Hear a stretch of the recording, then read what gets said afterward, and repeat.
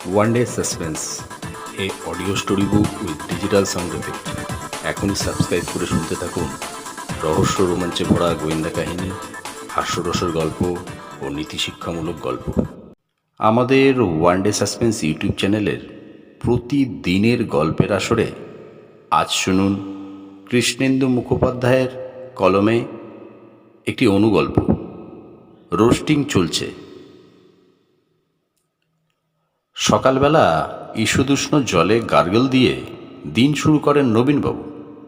গার্গেলটা অবশ্য বাড়ির ভিতর ওয়াশ বেসিনের সামনে করেন না, বাড়ির বাইরের উঠোনে দাঁড়িয়ে নিজের আর প্রতিবেশী বিশ্বনাথবাবুর বাড়ির পাঁচিলের ধারে করেন। গলায় অদ্ভুত বিকট উলুগুলু শব্দ করে গার্গেল করতে করতে যথারীতি আজও মাথা গেল গরম হয়ে। বিশ্বনাথবাবু বাড়ি রং করাচ্ছেন। কি বিশ্রী, কুৎসিত, ফ্যাকাশে একটা বেগুনি রং।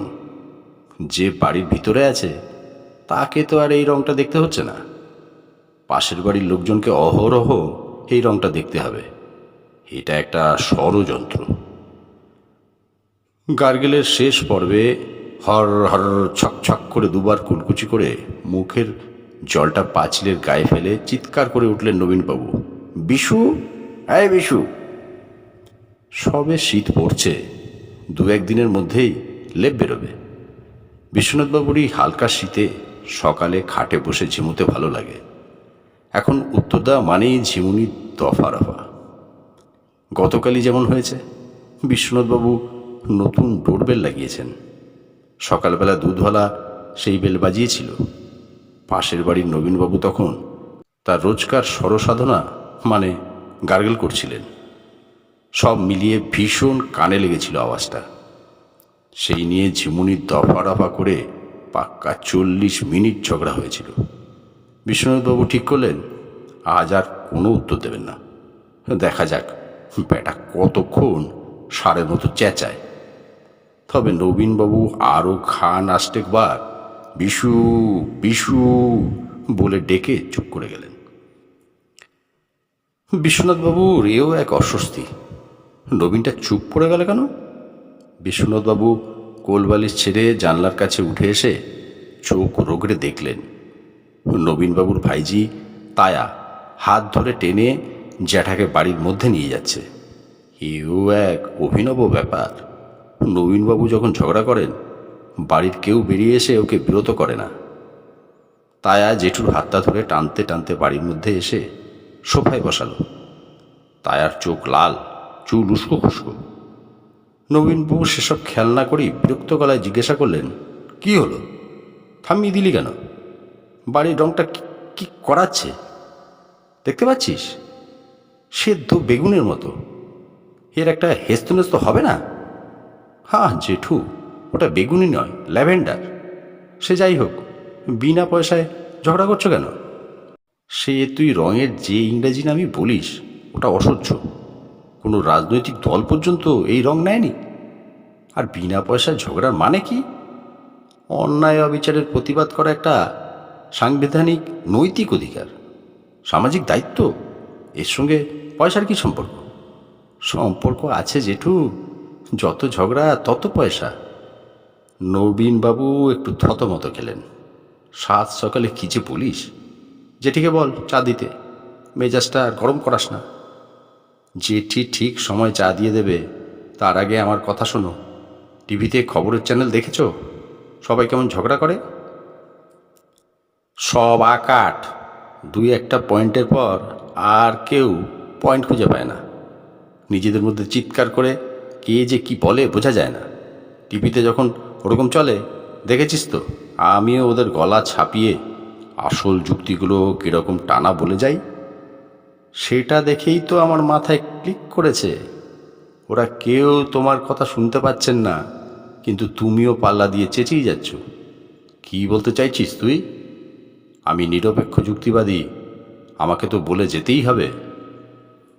তায়া নিজেকে সামলে নিয়ে বলল, বলতে চাইছি টিভিতে লোকগুলো ঝগড়া করে পয়সা পাচ্ছে, আর তুমি যে সারা পাড়ার শিল্পের পর্যায়ে ঝগড়া করে যাও, কোনো পয়সা পাও কি?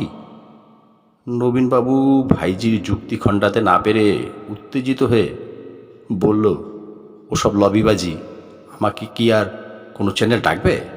ডাকলে সব পক্ষ গুলিয়ে ছত্রাকার করে দিতাম। তায়া বুঝল জেঠুর অ্যাড্রিনালিন প্রবাহ বাড়ছে, এটাই মোক্ষম সময়। নিজের তালুতে একটা ঘুষি মেরে বলে উঠল, এই তো চাই জেঠু, তোমার কোনো লবির কাছে যাওয়ার দরকার নেই। বাড়িতে বসেই তোমার যুক্তিবাদী প্রতিবাদী বক্তব্যগুলো বলবে, আমি রেকর্ড করব, আর আমাদের পয়সা আসবে। মানে? সন্দিগ্ধ বিশ্বনাথ। তুমি তো জানো আমার একটা ইউটিউব চ্যানেল আছে, ফুড থেকে ট্রাভেল। কত ভিডিও করলাম, লোকে সাবস্ক্রাইব তো দূর, লাইক পর্যন্ত করে না। শেষে একলব্যর মতো তোমার বাঙালিদের বৈশিষ্ট্য নিয়ে বলা গুরুত্বপূর্ণ কথাগুলো নিয়ে নতুন একটা চ্যানেল খুলেছি, প্যাচালের পাঁচালি। তর করে ভিউ বাড়ছে। নবীনবাবু উৎসুক মুখে একটু ঝুঁকে বললেন, কোন গুরুত্বপূর্ণ কথাগুলো বলতো? তায়া এক এক করে বলতে শুরু করলো, ওই যে শীত পড়ার 2 মাস আগেই মাফলার টুপি রোদে বিছিয়ে দেওয়া, কাউকে দেখলেই সে রোগা হয়েছে না মোটা হয়েছে তা নিয়ে মন্তব্য করা, জং ধরা আলপিনো না ফেলা, সব কিছু প্লাস্টিকে মোড়া। নবীনবাবু নড়ে চড়ে উঠে বললেন, তুই শুধু এই ছেদো পয়েন্টগুলো শিখলি? আরও কত মক্ষম আছে পৃথিবীতে। আর একটাও জাতি দেখাতো যারা চায়ে বিস্কুট ডুবিয়ে গলিয়ে ফেলে, রাস্তায় মিটিং হচ্ছে দেখলি দাঁড়িয়ে পড়ে, শরীরের ক্ষতি হবে জেনেও পরের পয়সায় পেলে লুচি কচুরি পেট ভর্তি খাসির মাংস ওড়ায়। যাকে যাক, আসল রহস্যটা তোকে বলি শোন।